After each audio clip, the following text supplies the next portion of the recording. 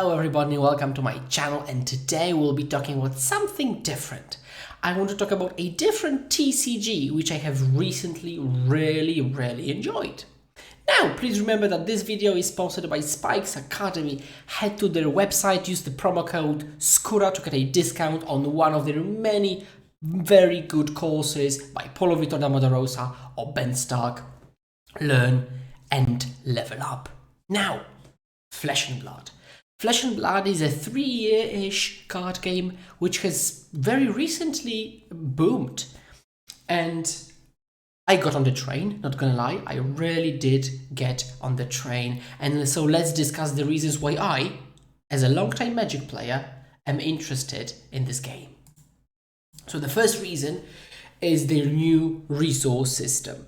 So the resource system is particularly interesting because you've got three, as you can see, we've got 3 different cards, but you can see this line, right? Red line, yellow line, blue line.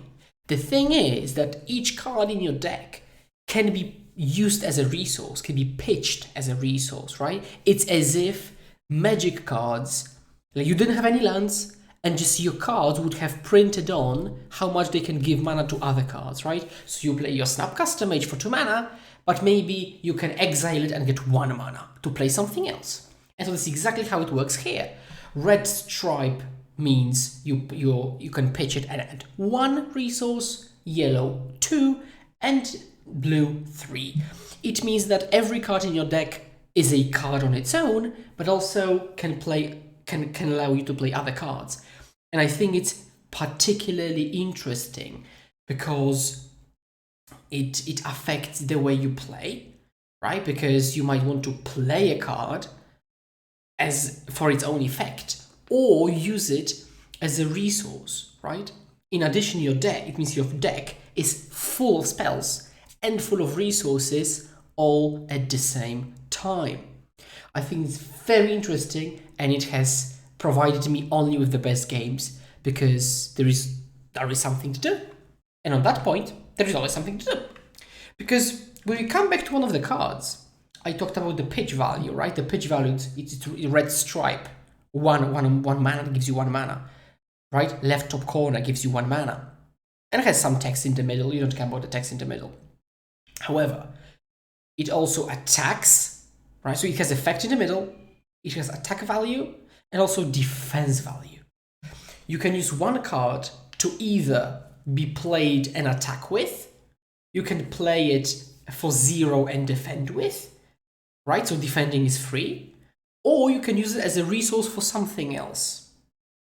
So this means that you draw your opening hand, and now you've got many permutations of which cards to use for resource, which cards to use to attack with, and which cards to use to defend with. And it also means that there is no point in the game that you wouldn't have something to do, because each and every card you've got has all these uses, right? You can't really have wrong half. And I know it as a control player, that is a classic problem.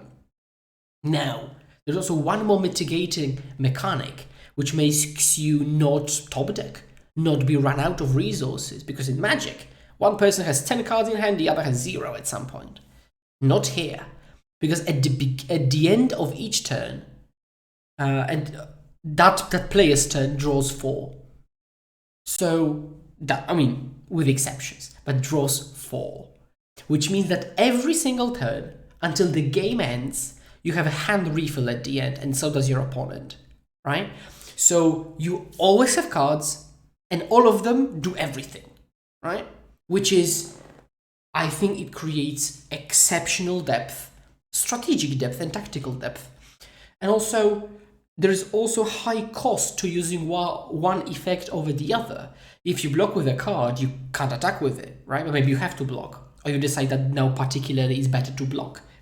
Or maybe a card is very strong, but you really have to pitch it for resource because there is something else going on, right? So this fact makes every match, every game packed with action, right? There's no downtime. There is no downtime from my experience. In addition, because of everything I've just said, this game is resource management focused. And I think I've already illustrated it pretty well by my previous explanation. But because both players have all the cards at the end of the turn, right? And because all of these cards are attack and block, right? It's really important to squeeze out as much as you can out of each and every card, right? You don't want to have leftover mana, right? If you have a card which pitches for 3, you would really like to use up all 3 resources, right? So maybe if you don't need, and that's why there are also some other elements coming in. If you've got heroes, you've got equipment. So there's almost always something to put your resources into. But you really do want to put your resources into something, because you don't want your resources to get wasted. You waste one resource this turn, you waste another resource another turn, and at some point it will add up to having lost a card or having lost an attack, while your opponent doesn't lose that, right? So I think it's a very, very interesting way to approach games. In addition, the games are very long and engaging. When I play a game of Classic Constructed, it's usually 30 minutes, could be 40, could be even 50 minutes. And the game lasts until the very last moment, when both players are very low on life. Like, I've never played a game where I would just get destroyed, right? It's always close. You throughout the whole game, you feel engaged because you feel like you still can win. And you probably can. You probably can.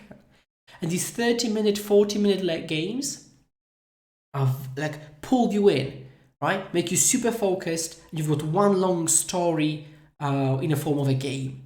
Because Fab is also a game which is best of 1. And when you pre-board before the first game. And this one game takes 30, 40, 50 minutes, right? It's especially important. So you can actually not like it because you prefer short, sharp games. But so that's why you have Blitz, which is a different format. But in Magic, it's very possible you take your control deck to a tournament.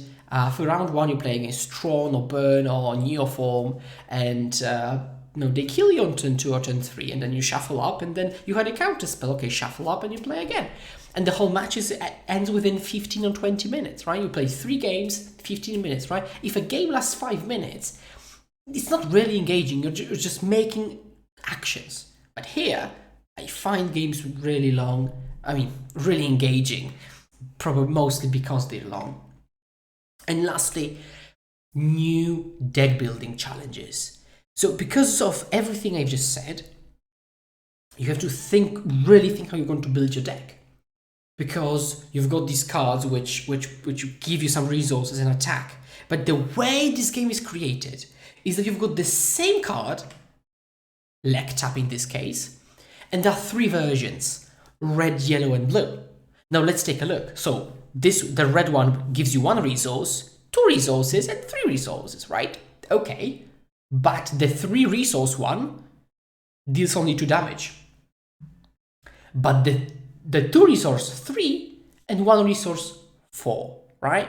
So the best one to pitch is blue, right? But when you draw too many of them, you can't really push damage through because they all are bad as attacks, right? So you want to have a really good mix of those because you want to attack with the red ones, but kind of pitch the blue ones. But you can't, so you kind of play both. You also have yellows in the middle, and you have to kind of balance it out. Because so some cards are played only in the blue versions, and for example are predominantly for the resource part. But some cards are played as red, just to attack. Some people play yellow. It really, really depends. Your deck could have, for example, red-yellow tap and blue-yellow tap, but no yellow, blue but no yellow. It really depends. So you cannot just shove all the cards you like. I mean, you can shove all the cards you like into the deck. But long term, if you want to get competitive, you have to remember these proportions.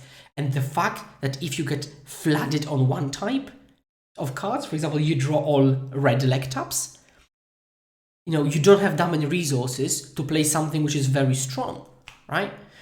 And if you get flooded with the blue ones, you have a lot of resources, but not a lot to do with these resources because these blue cards are weaker. So I really like this balancing dance. And so all in all, I really like the game. I've been playing it for quite some time, and I'm planning on playing a bit more. I'll be playing weekly tournaments in paper because this game is paper only. And I really want you to check this out. If you have any questions about the game, ask them in the comments section below. Now, as I mentioned at the beginning, this video is sponsored by Spikes Academy. So remember, code SKURA gives you a discount at checkout. Check them out. Thank you very much for watching, and please remember to hold my hand and pass the 10 together, and see you next time. Cheers!